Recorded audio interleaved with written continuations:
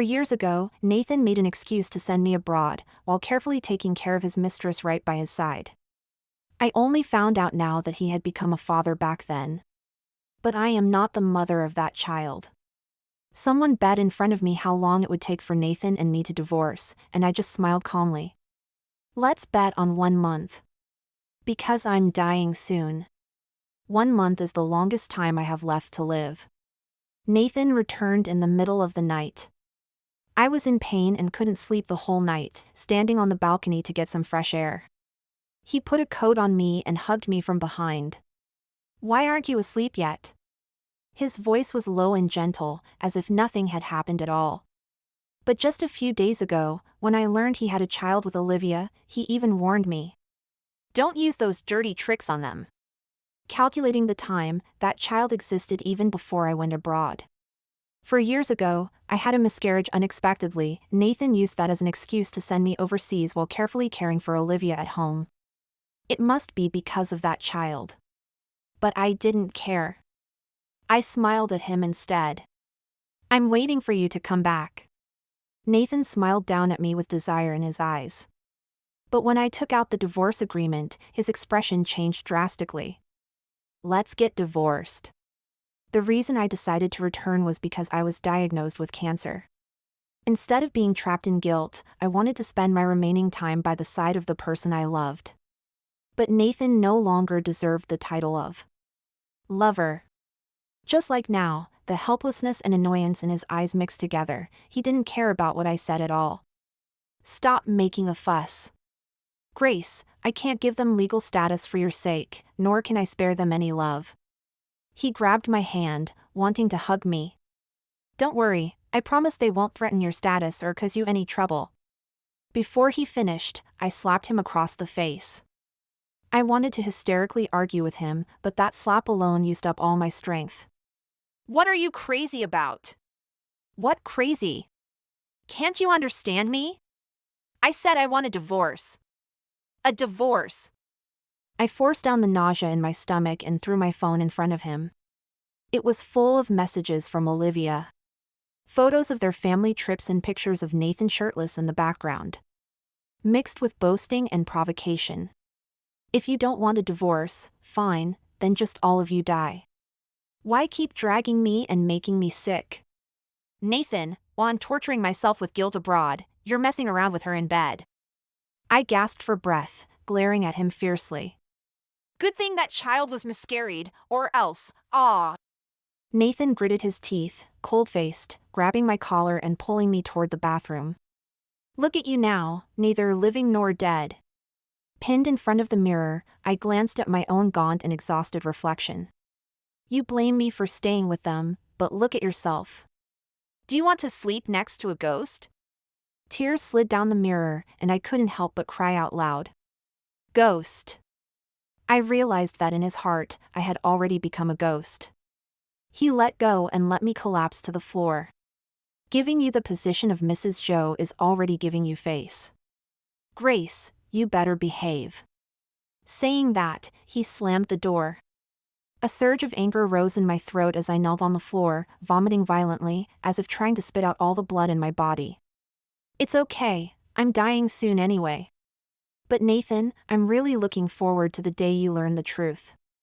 Will you still be so self-righteous as you are now?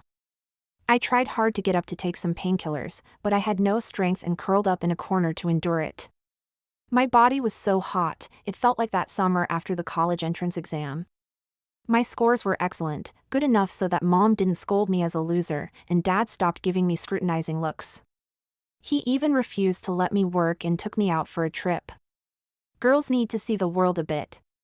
Just when I thought my parents finally cared about me, I was locked up.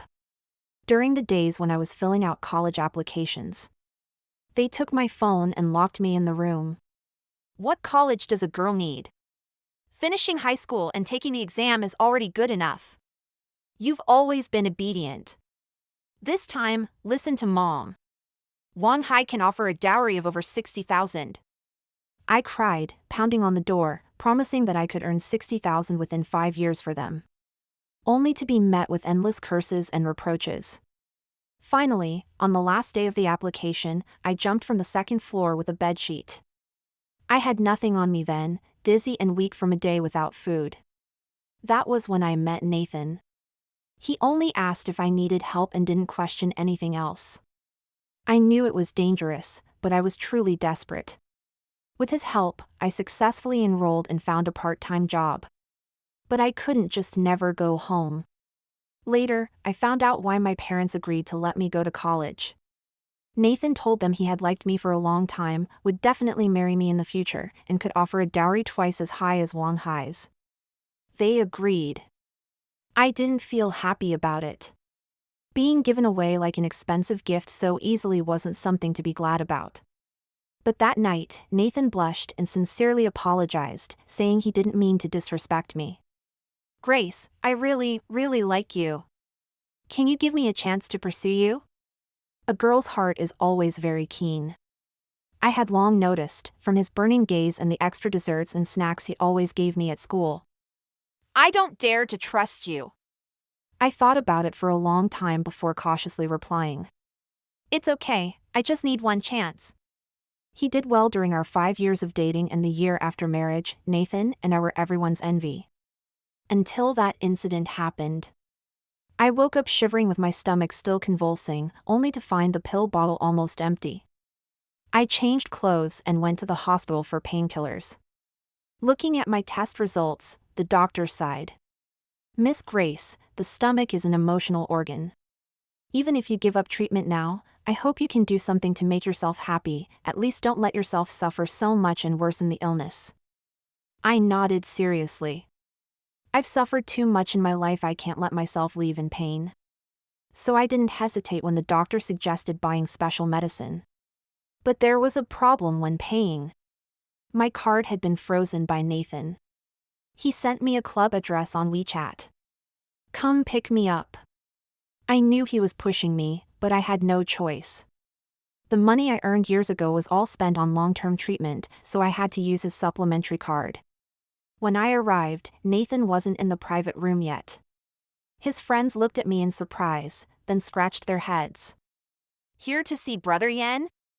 You sit down and wait." I quietly sat in the corner listening to their chat. Most were Nathan's business partners, many didn't know me. "Hey, why didn't Brother Yan bring his little sister-in-law tonight?" "She's probably at home watching the kids." Only then did I realize they meant Olivia. "What do you know? Nathan's wife from abroad came back, and she's causing trouble about the little sister-in-law at the moment." "What? That murderer? Why keep her if you're not divorcing?" "Soon enough. Brother Yan sleeps with the little sister-in-law at night anyway." "Wanna bet?" "Bet on what?" "Bet on when they'll get divorced." The man who spoke to me just now turned to light a cigarette, and when he saw me, his eyes widened and he smiled awkwardly. "I bet on 1 month." "No way, that woman must be a tough one." "Hey, who are you?" I stood up and smiled faintly. "Nathan's ex-wife." They looked at each other in confusion as I walked to the small room on the rooftop.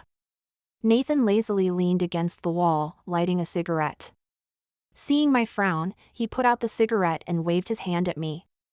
"Does it hurt?" Nathan rubbed the bruise on my arm and sighed in pain. "Sorry, I was too emotional yesterday." I pulled my hand away and looked at him expressionlessly. "Exactly why did you call me here?" Nathan's mood didn't change much. Instead, he sounded a bit indulgent. "Still mad?" "No, I just feel disgusted." "What?" He was stunned, staring at me incredulously. "I said, I find you disgusting."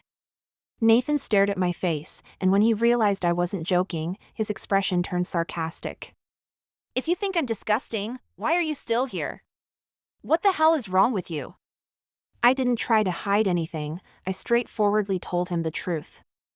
"I'm dying soon, and you froze my card, so I can't afford my medication." Nathan chuckled and tapped my face with the card. "You're addicted to fooling yourself? Grace, things have come to this, let's both take a step back. Just pretend Olivia doesn't exist, and we can go back to how things used to be." I pushed him away and stepped back. Nathan, you're really disgusting. Disgusting? Then why did you come back to the country and pose on my bed? I shook my head with a bitter smile. Your mother is dead, and so should you be. His expression suddenly turned fierce, his eyes red at the corners. The one who really should die is you. I dragged you out of hell and cared for you wholeheartedly. How could you treat me like this? Huh. He grabbed my collar, and we locked eyes. You deserve to be sold off to some mountain village, stuck in a yard waiting to die. We stood coldly against each other, neither willing to back down first. Nathan's mother's death had always been a thorn in our hearts. It was even the reason I went abroad in the first place. We were both almost in tears when suddenly a soft voice called from behind. Daddy.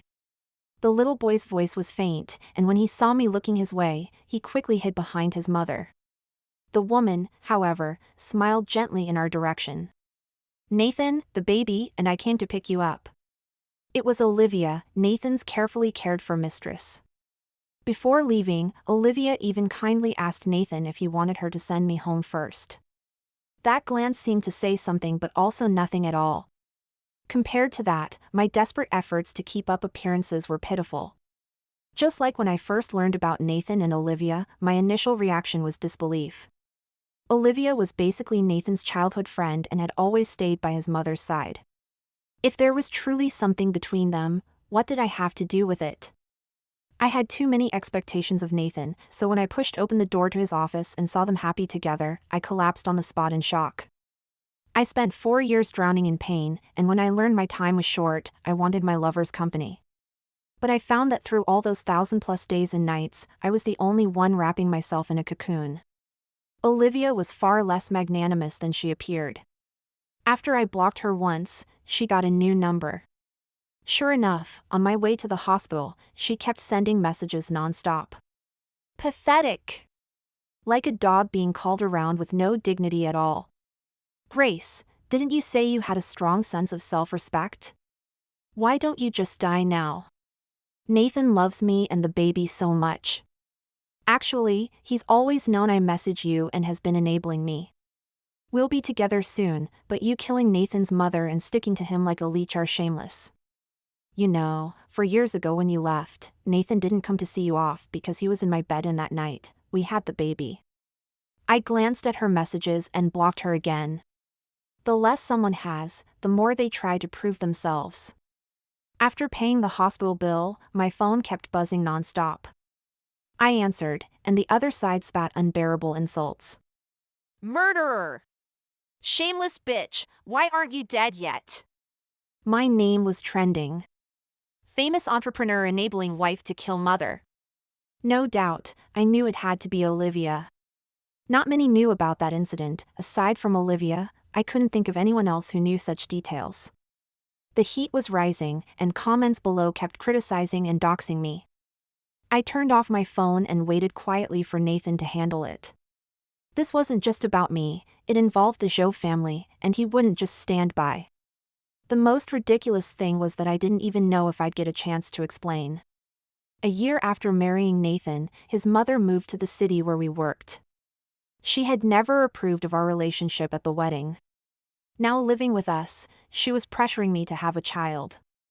I could feel from her words and actions that she still looked down on me, but I didn't want to make things difficult for Nathan. I kept everything bottled up inside. Until one day, I found her in our bedroom, destroying birth control items. When I caught her, she stopped hiding it and started pointing fingers at me. Go see which daughter-in-law is never home and hasn't even had a kid? I wanted Nathan to marry Olivia from the beginning, but I didn't expect you, the vixen, to steal him first. Coincidentally, I had a meeting that related to a promotion, so I hurriedly brushed her off and prepared to leave. Unexpectedly, she brought me a bowl of meat soup from the kitchen, claiming it was something good from the hospital. I guessed it was probably a placenta and politely said I'd drink it when I got back. She insisted on forcing it into my mouth, and the strong smell hit my nose. I tried to block her, but she held me down and kept forcing it in. Don't think I don't know you're faking it with me. I barely broke free and had no time to argue. But no one expected that when Nathan's mother blocked me at the stairs, she fell first. I reached out to help her, but she pulled me down the stairs with her. That day, Nathan lost his mother. I lost a quietly arriving child. I tried to explain, but Olivia insisted that it was I who pushed Nathan's mother. After that day, I didn't see Nathan for a long time. When I saw him again, he suggested sending me abroad to recuperate. I agreed. The night before leaving, we lay on the same bed without sleep or speaking. Nathan, after dealing with Mom's matters, I will. No need. She wouldn't want to see you. He blamed me neither nor believed me. So those 1,000+ days and nights abroad were haunted by nightmares. I started sleepless nights, constantly replaying that day's scenes in my mind. Believing myself, only to shatter my trust again. Everyone believed Olivia and was sure I had pushed her. I even began to believe I was a murderer. The door opening woke me. Nathan stood at the entrance, gazing at me for a long time. I think I finally understood why Nathan slapped me but then gave me a date fruit. He was taking revenge, draining my energy through my emotions. Like now, he was half kneeling before me, resting his forehead on my leg. Grace, I really want to hate you. Haven't you been taking revenge on me all along? I didn't dodge because I had no strength left. I want to love you. How could I not want to love you? His voice was fragile like never before, with tears welling in his eyes. I've loved you for so long. Saying that, a tear fell on the back of my hand. I pulled my hand away and wiped the tear from his eye. Nathan, the moment you started with Olivia, you lost the right to love me. You dragged me from one hell into another. We can't change that fact. He suddenly looked up, hope flashing in his eyes. Can't we stop this? Grace, we've missed each other for too long. I don't want to go on like this. You care about Olivia, I'll send them abroad. You want a child, we can adopt. He trembled with excitement, as if I had just agreed to his proposal years ago. But now, his words disgusted me. Do you think I'm like you? Anyone can replace a relationship. My only child died long ago. I broke free, looked into his eyes, and told him slowly. You lost your mother, I lost the chance to be a mother. Isn't this the price you wanted me to pay? I didn't. He tried to explain but didn't know what to say.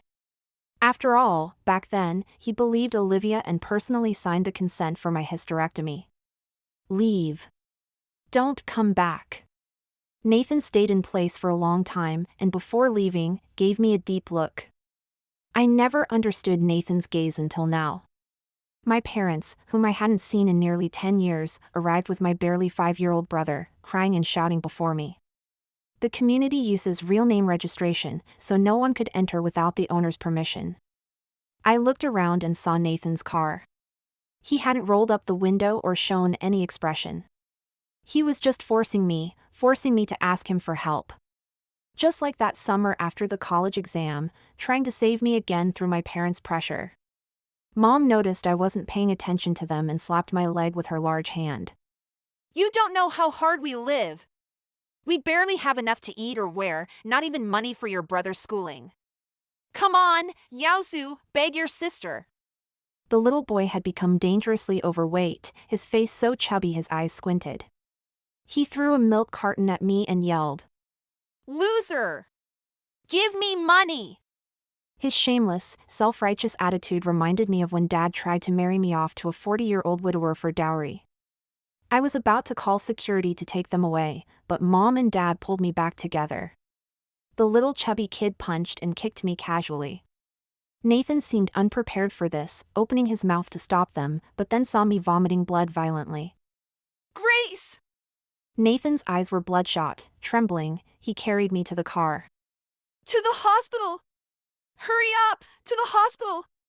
My consciousness blurred, but seeing Nathan panicked made me feel a strange relief. Isn't this what you wanted? I could feel his tears falling on my face, hear his cries and pleas. The pain slowly lessened. I thought I was about to die. But I didn't. When I woke up, I had lost feeling in my limbs. Through the door and window, I overheard Nathan talking with the doctor. What do you mean you can't cure her? Aren't you a doctor? If you can't, then damn it, get someone else. I don't believe this. Mr. Zhou, it's true. When your wife came for treatment earlier, it was already late stage. All we can do now is reduce her pain. The current high dosage of painkillers means we can't guarantee much. What? His voice cracked as he cried. What do you mean she started treatment so long ago? Your wife came 2 months ago. Then came Nathan's agonized wailing. After a long time, he opened the door red-eyed and knelt down beside my hospital bed with a thud. Grace. I'm sorry, I was wrong. I really understand now. Why? Why didn't you tell me? I didn't know. I took a deep breath and spoke softly.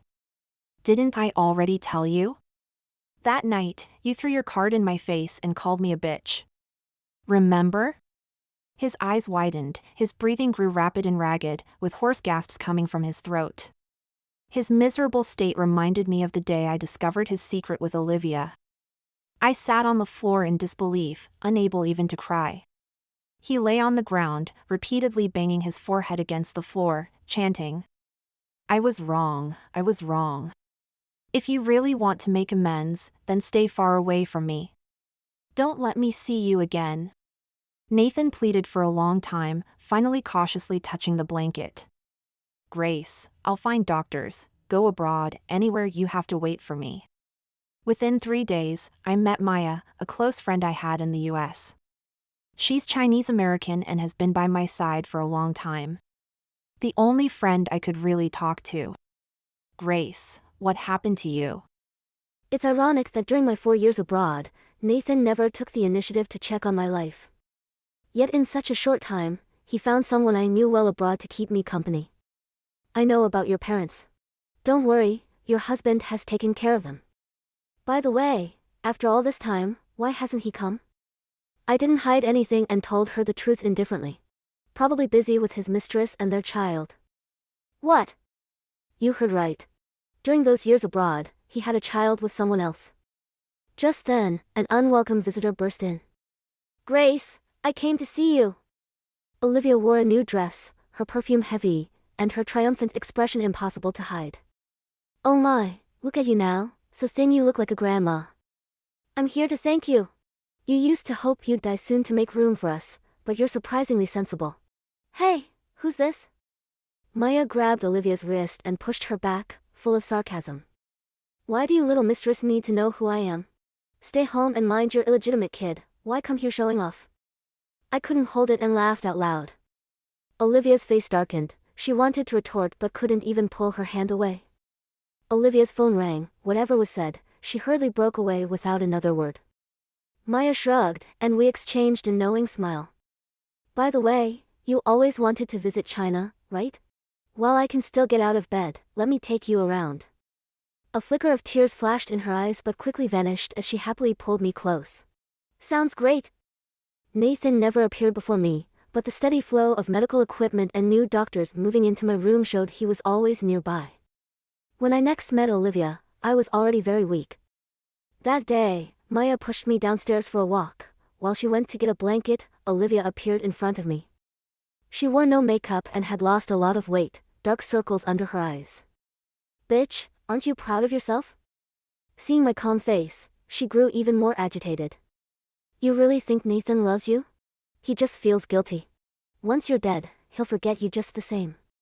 Her expression was ferocious, like a dying beast wanting to tear me apart. But I never expected love from him. You're the one who stubbornly expects love. Isn't it ridiculous? Before, Nathan sent me abroad to be with you. Now, I sent you both abroad for me. All along, he has only loved himself. After such a long tirade, I found it hard to catch my breath. Her sickly appearance pleased Olivia, who smiled slightly, her tone dripping with pride. You're right, love doesn't matter, what matters is who he's with. He sent you away over a lie. Clearly, he never loved you deeply. What lie? Since you're dying, I'll tell you. I lied to them. It was Nathan's mother who pushed you down the stairs. She stretched lazily, ready to watch my reaction. I calmly took out my phone, the screen showing a call in progress with Nathan. Olivia, the trick you used to frame me back then, I'm returning it in full. Seeing Nathan approaching with the phone, Olivia froze.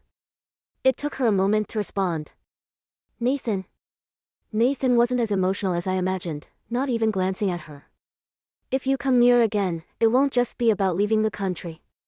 Back in the hospital room, he gently lifted me onto the bed, knelt before me, and looked up. Grace, I know I've made too many mistakes. You probably won't forgive me, but will you give me a chance to make it up to you? Maybe people always fantasize before dying.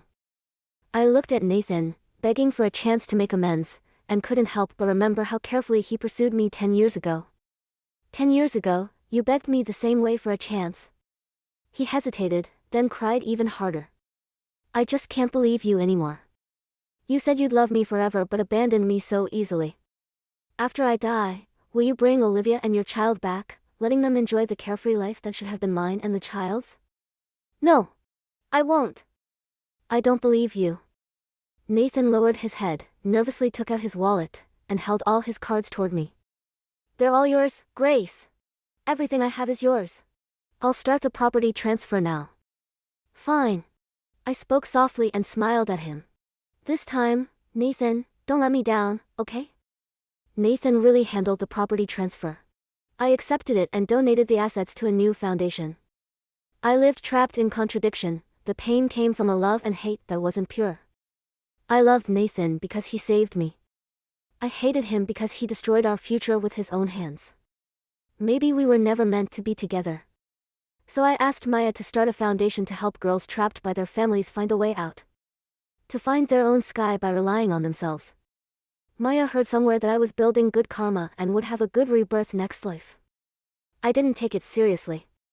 But I had already lived far longer than the original 1-month prognosis. Maybe the medical team Nathan hired helped, or maybe I saw many beauties I'd never noticed in my remaining days.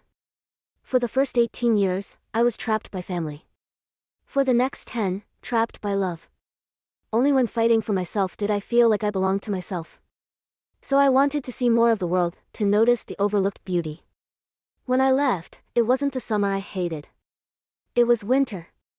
The snow came especially early that year. Suddenly, I felt alive and insisted on going outside to see the snow. The doctor said it was the last burst of energy before death, a flare-up, but I wasn't scared. Maya's eyes reddened as she dressed me warmly. We stood quietly at the door, watching the snow fall heavier. So beautiful! I held out my hand to catch a snowflake, watching it melt, suddenly feeling sleepy. Nathan appeared behind me without me knowing when. He cried, tears falling into my palm. I heard him calling my name. Grace! Grace! I struggled to open my eyes, but the boy standing before me was young Nathan again. Grace, I really like you. Can you give me a chance to pursue you? I closed my eyes and let myself drift to sleep. In a daze, I heard myself say one word. No.